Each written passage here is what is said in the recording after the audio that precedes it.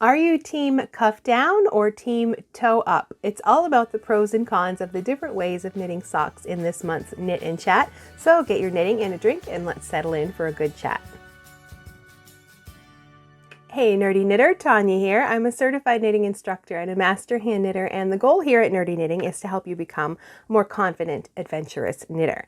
And in this episode of Knit and Chat, our monthly chat about different knitting topics, I thought we would discuss the pros and cons of different sock knitting methods, knitting cuff to toe or toe to cuff. And you had lots of opinions about this. We've got comments to share and even poll results to share. So last week I shared a poll asking for you to share your opinion about which method you prefer. Did you like knitting socks from the toe up, or do you like knitting socks from the cuff down?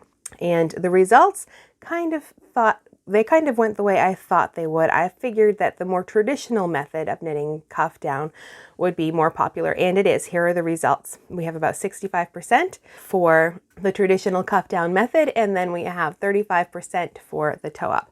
And I'll put a link down below if you want to go weigh in and add your opinion or your vote to that poll, and maybe that will change the results.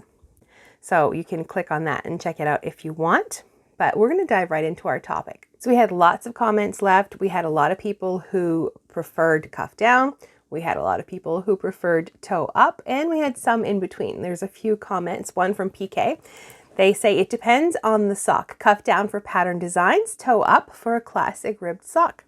And then Emma says that she's tried cuff down until she learned this week that you can make a heel flap and gusset toe up. I need to try that. This may change my mind. Love the idea of knitting until I run out of yarn with toe up socks. So those are just a few of the comments. We'll look at a few more in a minute. So we're going to start with the traditional method of knitting socks, or I would say the modern traditional method of knitting socks, which is cuff down. Now, I didn't check into this before recording this episode, but now that I'm thinking about it, when I did my the history of knitting report that I need to do for the master hand knitting program, I seem to remember the oldest socks that we still have in existence today are from Egypt. And I want to say that they were knit toe up. Don't quote me on that, but I seem to remember that is how they were knit. So maybe what I would call our traditional modern method is cuff down. I mean, most of the patterns that you find are probably cuff down from the last, let's say from the early 1900s to now.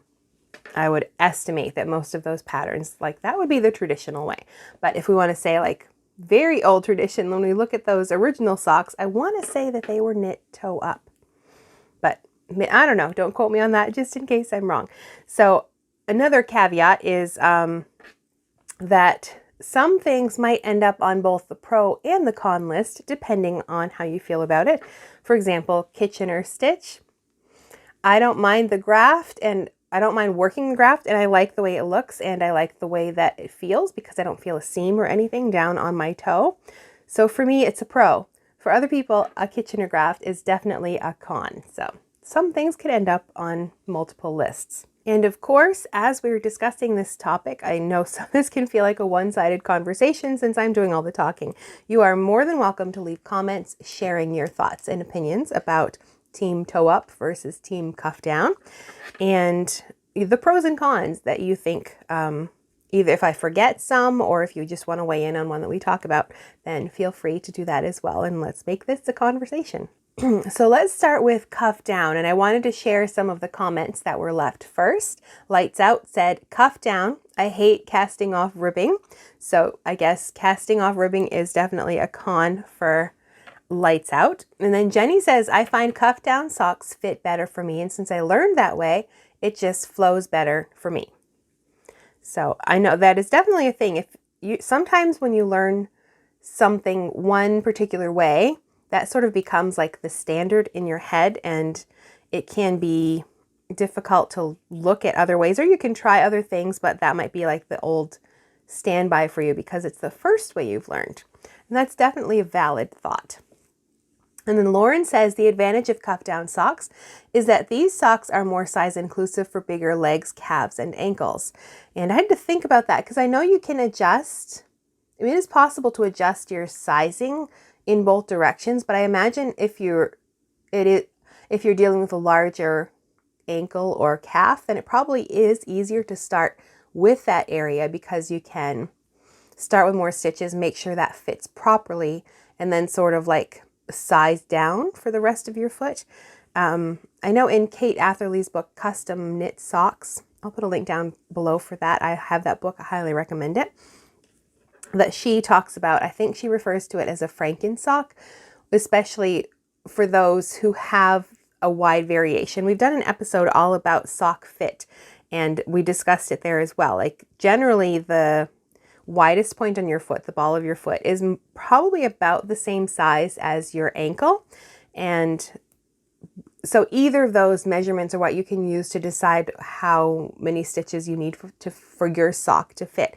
But if there's a large variation between those two numbers, like where Lauren says that bigger legs, calves, and ankles, if your ankle is larger than your ball of foot measurement, then Kate Atherley recommends this Franken sock method where you cast on, say you're casting on cuff down, you would start with that larger measurement. You would start with enough stitches for that larger ankle or calf circumference. And then during the heel, when you do the heel decrease or whatever you're using, you're in your short or heel, this is where you would work like your gusset, and you would decrease more stitches than you would have if you were going to keep the sock the whole same size all the way down. Say your foot is narrower than your ankle, then you would decrease extra stitches so the length of the foot is narrower than that ankle, and that is sort of like what she refers to as the Franken sock. And of course you can go the other direction as well and knit the ankle smaller, and instead of decreasing down to that smaller circumference after your gusset, you would keep a few extra stitches so it's a little wider along the foot. You can do this toe up as well, but in Lauren's opinion, it's much easier to figure out the sizing for larger ankles and calves if you start in that area. And I think I tend to agree. If you're going to really adjust things, then it's better to start with the part that needs the most adjustment, perhaps. And then Janie says, despite what some people think, you can try on cuff down socks. Now, I know that a lot of people say that that's the big advantage of toe up, because you can put the toe right on your foot.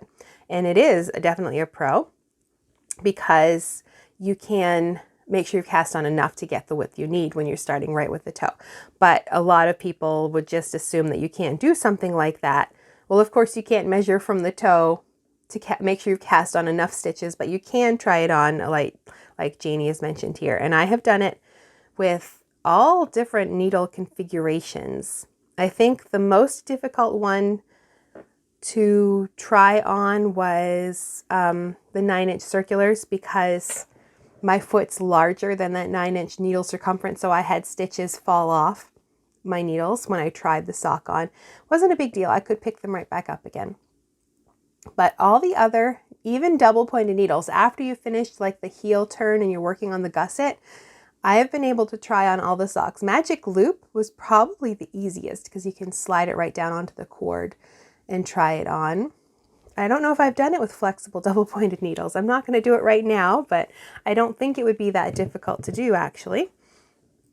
So yes, it is possible to try it on as you go. So I know that ends up as a pro on the toe up list, but it can actually be a pro on the cuff down list as well. You can try it on. You can't really try it on for the, like to make sure your toe is wide enough because you're knitting from the other direction, but you can try it on to make sure that heel is fitting properly, or to make sure you've cast on enough stitches so the sock will fit over the heel.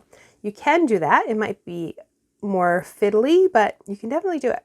Okay, so those were some of the comments that were left about the cuff down sock. So now I've got a short list here. I think I've got about 7 pros on this list and 3 cons for our traditional sock.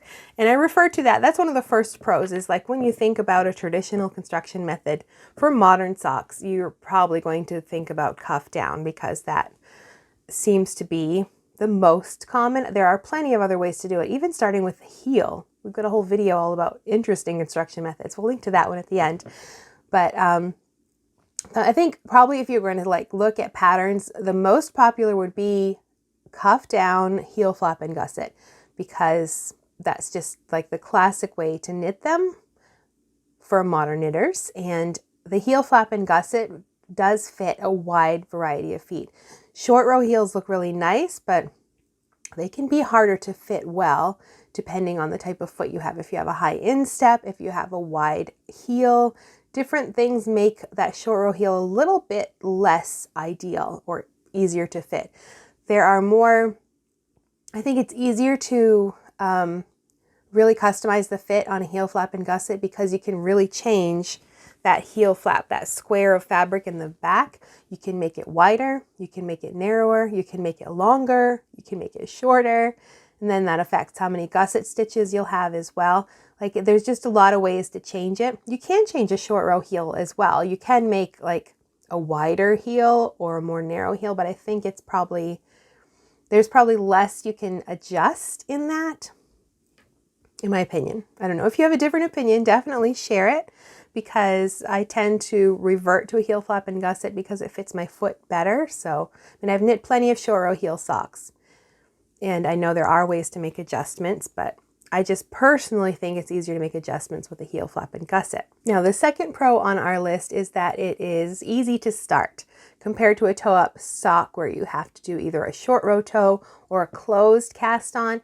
Just casting on in whichever like small circumference method you like. Some of them are more fiddly than others. Starting with 3 or 4 double pointed needles can feel kind of fiddly, but in general, casting on and just starting around the cuff is probably easier than learning a closed toe or a short row toe cast on method.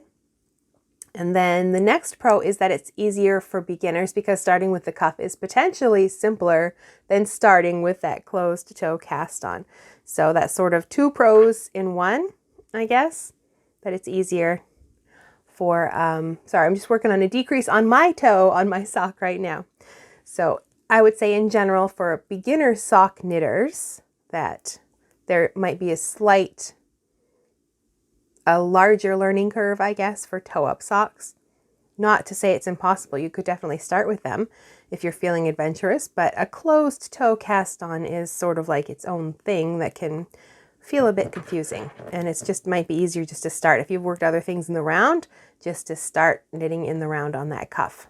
And the next pro on my list, the heel flap and gusset, they are easy to adjust. And I did say that before. I thought they were easier than short row heels. It's much, well, I'm not going to say it's much easier, but it is easier to adjust a lot of things. Like the sock I'm working on right now, to maintain the stitch pattern, I had to adjust the stitch count. So I used 2 less stitches on the heel flap, which was not a big deal. It does affect like the width of the heel flap, and I did adjust the length of the heel flap, and that affects how many gusset stitches I pick up.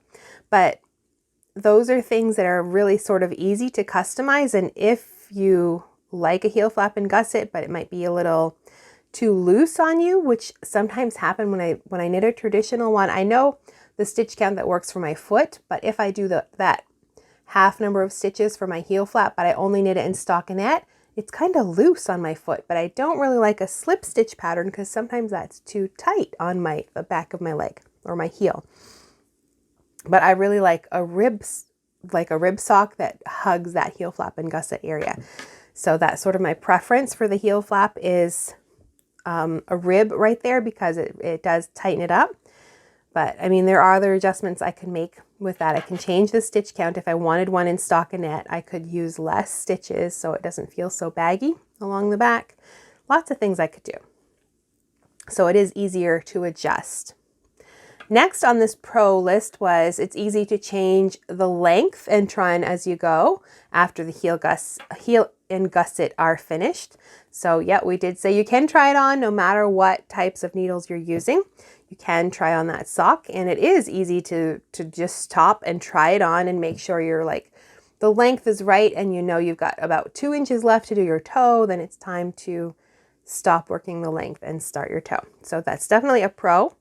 And it might be slightly easier on a toe-up sock, but it can work on a cuff down as well. And one more or 2 more. The toe is easier to replace because if you get like Mine tend to be a little higher up on the ball of my foot, but I could potentially, if I've knit cuff down, I could cut above that hole, pick up the stitches, and just re-knit that whole section if I wanted to. If you get holes right on the toe, then you could cut just above that toe, pick up the stitches, or just cut above that where that hole is, pick up all the stitches, re-knit the toe. Now technically you can do this if you knit the sock the other way, but it's sort of easier to go in the same direction as you originally knitted instead of trying to reverse directions. You can do it, but it's slightly easier. So there is that pro for knitting cuff down as well. If you tend to wear out around the toe area, you can rip it out or cut it right out and then just pick up the stitches and knit a new toe. And the last pro I had was Kitchener with a question mark, because for some it is a pro. For me, it's a pro. I don't mind working it, and I like that seamless feel. There's no seam down on the end of my toes. I don't like seams there, so I like that graft. But of course, that is also the first thing that's in my list of cons is that Kitchener graft, because I know a lot of people hate to work it. A lot of people can never remember how to work it, so they have to look it up every time. So it ends up on the con list as well. So a few more cons. Let me check. I finished my decreases, so now it's just a plain knit round. The first con is picking up the stitches, turning the heel, all of that. Like knitting the heel flap, I don't think is such a big deal unless you're new to like that slip stitch pattern. That can be confusing. And then you have to work that heel turn. And there are so many different ways to do that. With all of our different socks, I'm even doing another one on this. We've got the square heel, we've got the round heel, and now we're doing a handkerchief heel. These are all different ways to turn the heel of the sock. And then you've got to pick up stitches around the gusset, and that also seems to freak out newer knitters who are new to knitting socks. So all of those things, which are sort of standard in a cuff down sock, not saying you don't do them in toe up socks as well. You do all of those things, but a lot of people think it's actually easier. I don't mind either method, so I'm not sure if I have an opinion about which is easier. Because my first pair of socks was a cuff down, my first few pairs, and they were heel flap and gusset. And I mean, the first pair didn't even fit me, but it was a good experience just to learn how to do all of those techniques. And that is something I would recommend, is if you're scared of all of these, heel turns, heel flap and gussets, picking up stitches for the gusset, all of that, then choose a sock pattern. But then, well, you could choose one of mine if you wanted. And the smallest sock, I think, is maybe like a 5-inch circumference. It's a very small, it's a kid sock basically. But what you could do, instead of doing it on like small needles, fingering weight yarn, grab like some worsted weight yarn and, US 7 needles and practice all those skills. The sock is probably not going to fit anybody in particular, but it's more of like just a practice sock to learn how to do all of those techniques. So if that's something that you can even do with a short row sock, any kind of sock that you want to learn how to do, but you don't really want the sock itself. You want to know how to do it, so then you can knit that, learn all of the things, and then you can go on and knit a pair of socks, and hopefully that pair will fit after you've practiced all the techniques. And that's something you can do, is just use the stitch counts from the pattern, but use different yarn and different needles so you can just practice those techniques. And the last con that I had on this list is that it's easy to cast on too tightly. Even with a long tail cast on, I know I've had that issue before. You cast on those stitches and you sort of like use your fingers to really tighten it up on the needle. And you don't want to do that, because that just makes a really tight cast on. And especially in the case of a sock, you need that. Even if it's a rib that you've worked, if you've cast on too tightly, it might not fit over like that widest part of your foot where you're coming up around the heel and the instep. If it's cast on too tightly, might not fit there. So you want to make sure that you cast on loose enough so your rib is nice and stretchy, so it will be able to stretch over those areas but then come back into place.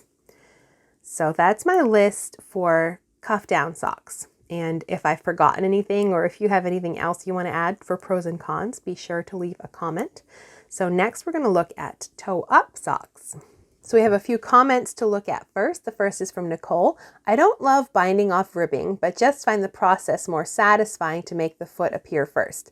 So she's got a pro and a con here. She doesn't like binding off her toe up sock, but she likes seeing how that foot length is coming along. So definitely a pro. Teresa says, I prefer toe up, so I use up as much yarn as possible and won't worry about yarn chicken. Definitely very valid. If you want to use up all that yarn, toe up is great because you just keep working on the leg of the sock until you've used up the yarn. And if you want to do this with pretty much any yarn, I'm going to be doing this. I'm doing a no heel sock. Got it all ready somewhere here in a bag ready to start. So I took my yarn and I caked it up, and then I had out my little kitchen scale. So I divided the cake of yarn into 2 exact cakes. And that is my plan is these are worked cuff down, but because there's no heel, I can just keep knitting for the whole length of the tube basically until I've used up most of the yarn. And I figure if I save like maybe less than 10 grams should be plenty for the toe, then I should be able to use up all of the yarn. But that's only because there's no heel in the sock. If I had to turn a heel, it's not like I can just keep knitting the length of the foot until I run out of yarn, because who knows how long that sock would be. So this is definitely the advantage for a toe up sock, is that you can use up every last bit of yarn. And this is an advantage, especially if you have larger feet or longer feet, because sometimes you might start a sock and you do like the classic, I don't know, 5 or 6 inch leg. And then when you go to knit the next sock, you don't have enough yarn because your foot's either very wide or it's very long. So you used up more yarn for the first sock than you intended.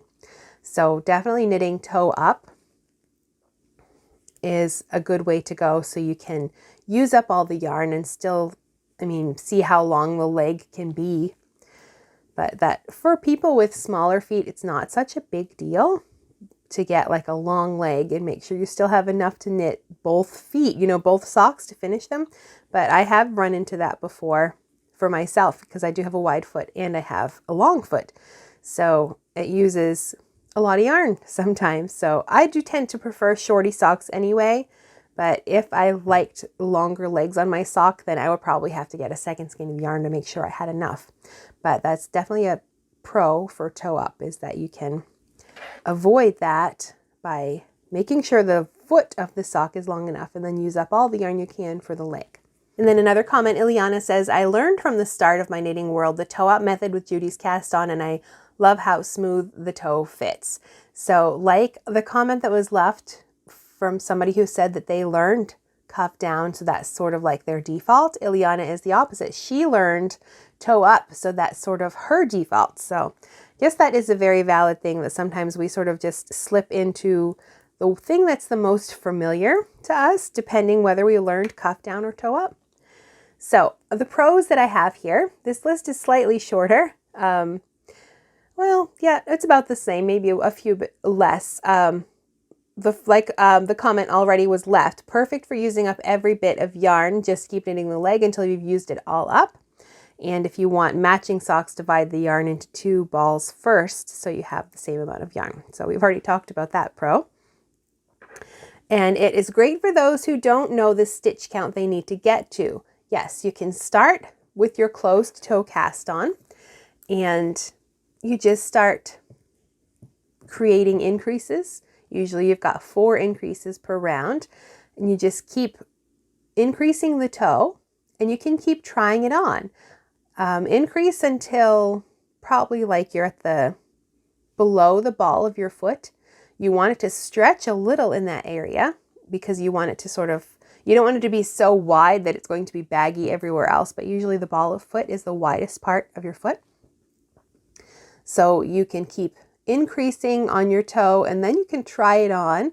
And if it's too tight, add more increases. If it's too loose, then you go back a few rounds and use less increases. But this is definitely a valid way to make sure the sock will fit as you're starting it right away, which technically you could also do if you're working cuff down, you can knit the rib and then try that on all of the points of your foot. Make sure it's going to go up over the heel. Make sure it fits around the ball of your foot.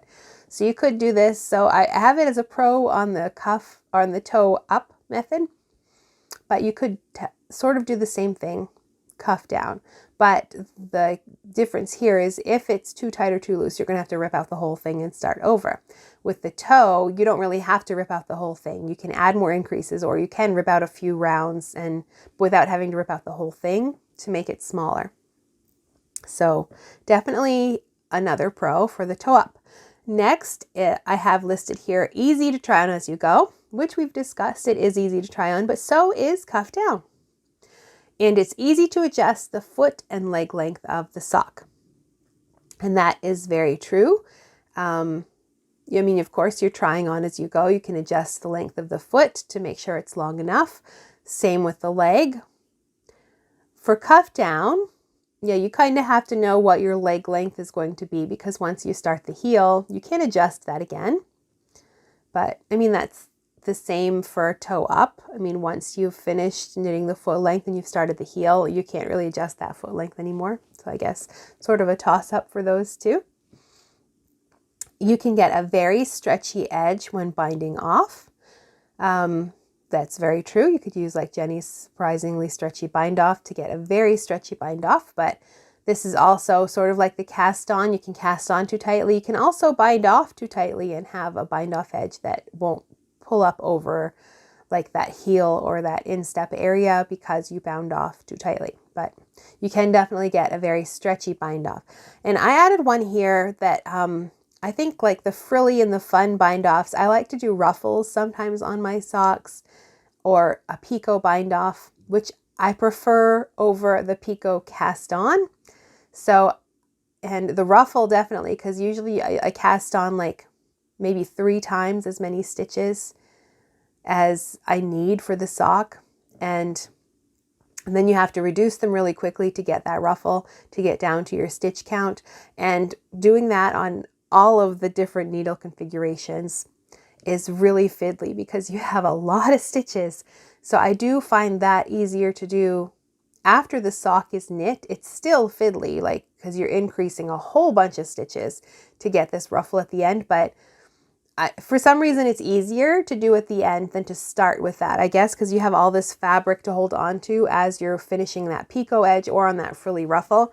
But if you're starting with that ruffle, it's a lot of stitches and there's not much like fabric. So you've got like your double winding needles flopping all around in all of these stitches, and it's a bit cumbersome.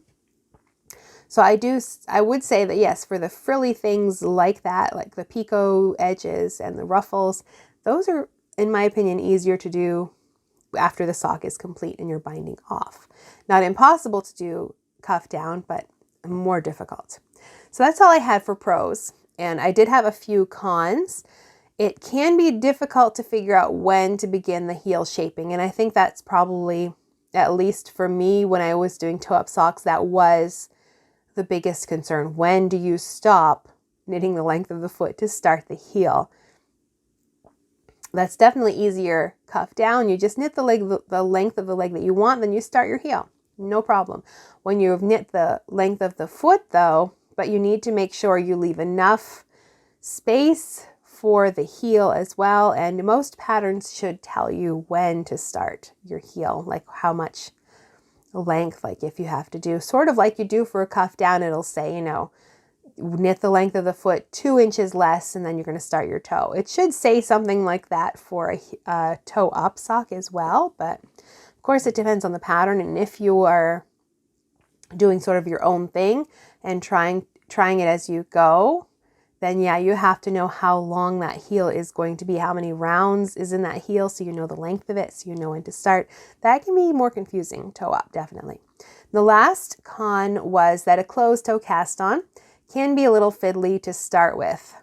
And it's not impossible, certainly definitely doable, but not as easy as just casting on your ribbing in the round and starting. There's many different ways to do it, but it is probably a little more fiddly. And the other option would be, of course, to do something like a short row toe, But then you've got also, that's kind of fiddly because you've got your provisional cast on edge, you work your toe, and then you've got to pick up stitches for the foot.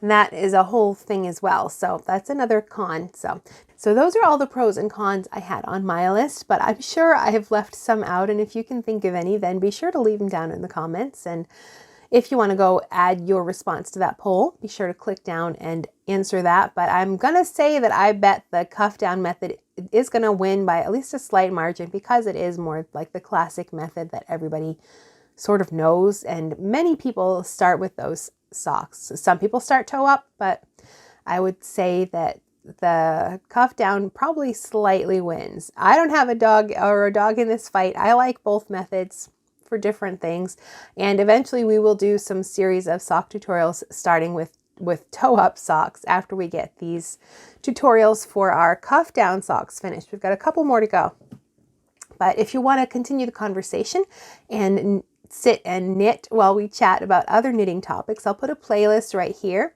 about some previous knit and chat episodes all about different sock knitting topics, like the proper fit for a sock or the proper care for your hand knit socks. We discuss lots of different topics, so you can click right there, click through and watch the next video, and I will see you in the next video.